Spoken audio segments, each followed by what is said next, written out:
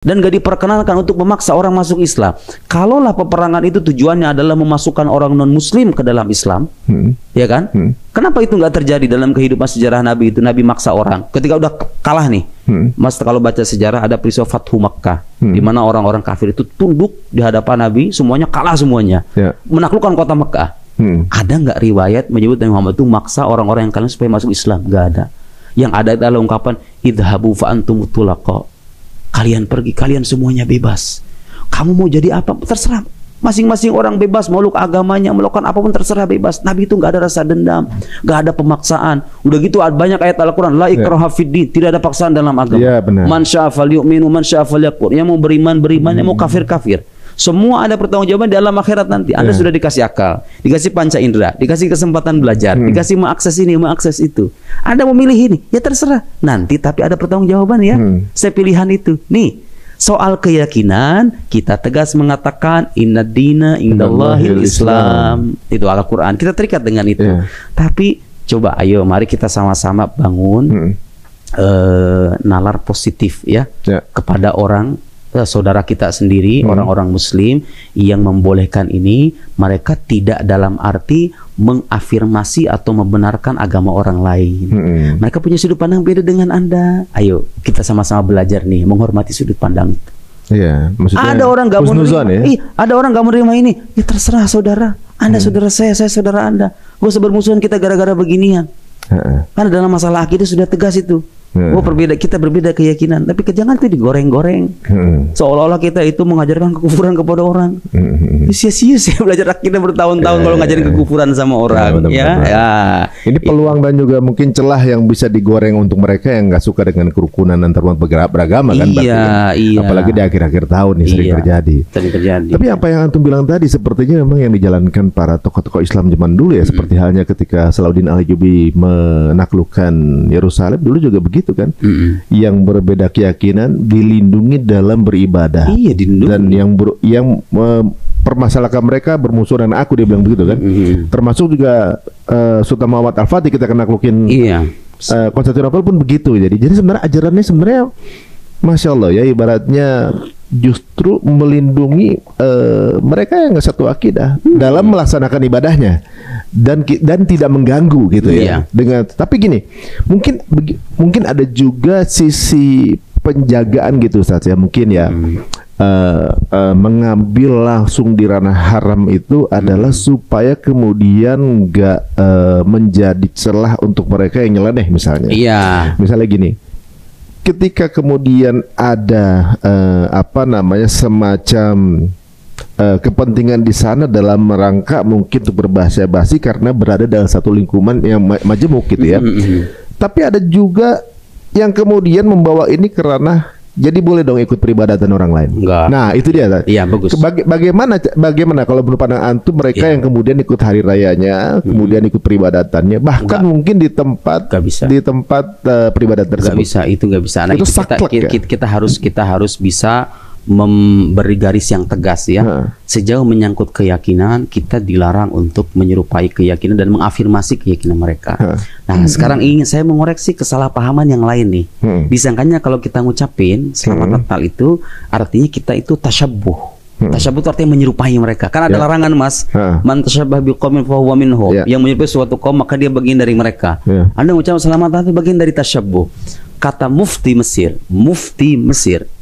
wa maja'a fil fatwa, jadi beliau itu membantah fatwa lain yang mengharamkan. Bantahannya wa maja'a fil fatwa min anna tahni'atahum tu'tabar tasyabbuhan bihim. Fatwa yang menyebutkan bahwa mengucapkan selamat kepada umat agama lain itu bagian dari tasyabbuh, menyerupai mereka. Wa muwafaqatihim wa muwafaqatum ala ma huwa min sya'airihim, dan menyetujui mereka dalam syiar agama mereka. Karena ada orang tuh mengira bahwa kalau kita mengucapkan selamat itu seolah kita mengafirmasi menyetujui syiar agama mereka. Fatashabbuh innama yakunu fi asya ukhra. Tashabbuh yang dilarang itu dalam hal-hal lain. Dalam hal apa? Misal makanan. Orang makan babi, kita ikutan makan babi. Nah, itu yang nggak boleh. Gitu ya. Wal malbas, cara berpakaian. Mereka pakai pakaian yukensi, kita pakaian yukensi juga. Jelas itu nggak boleh, ya. Wa turuqul hayat, style hidup, ya, style hidup. mereka yang hedon, kita tiru hedon juga gitu kira-kira. Itu al-mukhtalif allati nahana anhal Islam, yang dilarang oleh Islam. Jadi menyerupai yang dilarang itu menyerupai sesuatu yang dilarang oleh Islam. Dalam Islam dilarang nih, Anda ngikut tradisi mereka. Misalnya Anda pakai salib misalnya. Karena itu beda dengan keyakinan Islam. Itu kan tidak disalib dalam ajaran Islam. Baru tasyabuh tuh. Ya iya, nggak boleh, nggak boleh, gitu ya.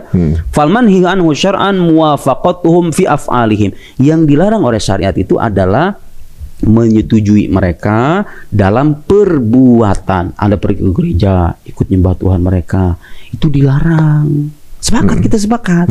Tapi nggak semua saudara yang mengucapkan selamat Natal itu menyetujui agamanya, nggak semuanya. Kadang-kadang dulu waktu saya punya teman Kristen, kadang-kadang saya ngucapin, ya karena begitu. Mengucapkan bukan berarti kita mengafirmasi keyakinan kan.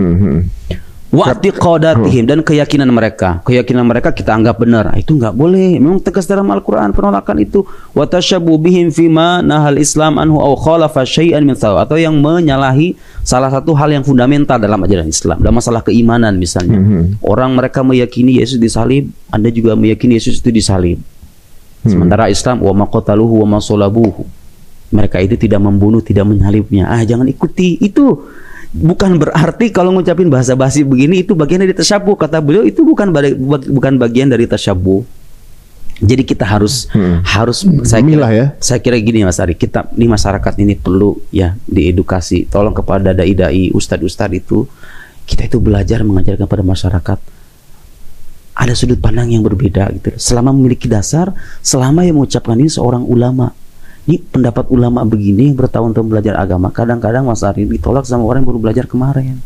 Ini kita hidup di zaman ya orang tuh serba bisa bicara apa saja. Ya karena punya media. Iya, di luar keahliannya kadang-kadang. Kemudian itu tuh kadang-kadang membahayakan bagi orang awam ya yang nggak punya kompas. Untuk panduan. Saya kira ustadz-ustadz itu perlu mengajari masyarakat dalam masalah-masalah yang berkaitan dengan muamalah. Hunaka ra'yun wa ra'yun akhar. Ada satu pendapat tapi ada pendapat yang lain. Yang ini ada benarnya, yang ini ada benarnya. Kenapa kita nggak mencoba untuk belajar membuka itu gitu loh. Selama itu ada landasannya, selama itu punya pijakan yang jelas, yang ngucapinnya ulama lagi. Ya, jadi tegas saudara-saudara bahwa menyangkut keyakinan. Ya. Dan saya kira orang Kristen juga nggak meyakini agama kita gitu kan. Ya udah. Ya. Dan juga nggak ikut ke masjid juga ketika ini kan peribadatan kita. Iya, kita waktu lebaran misalnya, waktu lebaran mereka ngucapin apa, ikut takbiran sama kita gitu kan. Enggak juga kan. Ya, artinya kita perlu, dan saya kira fatwa ini relevan dalam konteks masyarakat yang plural ya. Sekali lagi, ini tidak dalam konteks mengafirmasi, menyetujui atau mengajak orang untuk sama-sama boleh membenarkan gitu. Enggak, saya ini gini, tidak semua yang boleh itu harus dilakukan Mas. Perlu catat ya, tidak semua yang boleh itu harus dilakukan.